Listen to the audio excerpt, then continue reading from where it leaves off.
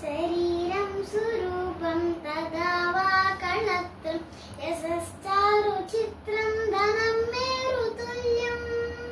मनश्चेन लग्नं गुरोरङ्घ्रिपद्मे ततत्किं ततत्किं ततत्किं ततत्किं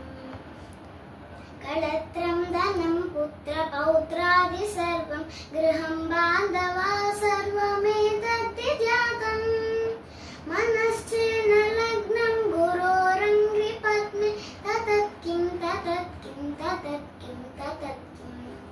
षडङ्गादिवेदो मुखे शास्त्रविद्या कवित्वादिगद्यं सुपद्यं करोते मनश्चेन लग्नं गुरोरङ्घ्रिपद्मे ततत्किं ततत्किं ततत्किं ततत्किं विदेशेषु मान्यः स्वदेशेषु धन्यः सदाचारवृत्तेषु मत्तो न चान्यः मनश्चेन लग्नं गुरोरङ्घ्रिपद्मे ततत्किं ततत्किं ततत्किं ततत्किं क्षमामण्डले भूपभूपालवृन्दैः सदा सेवितं यस्य पादारविन्दम् मनश्चेन लग्नं गुरोरङ्घ्रिपद्मे ततत्किं ततत्किं ततत्किं ततत्किं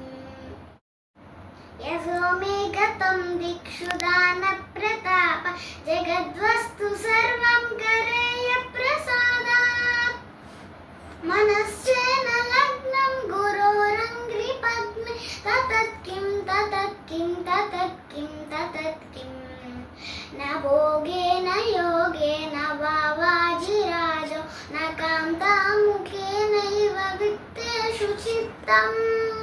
मनश्चेन लग्नं गुरोरङ्घ्रिपद्मे ततत्किं ततत्किं ततत्किं ततत्किम्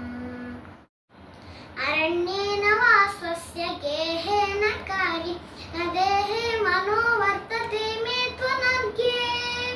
मनश्चेन लग्नं गुरोरङ्घ्रिपद्मे ततत्किं ततत्किं ततत्किं ततत्किम् गुरोरष्टकं यः पठेत् पुण्यदेही यथेद्भूत्पदे ब्रह्मचारी च गीः लभेत्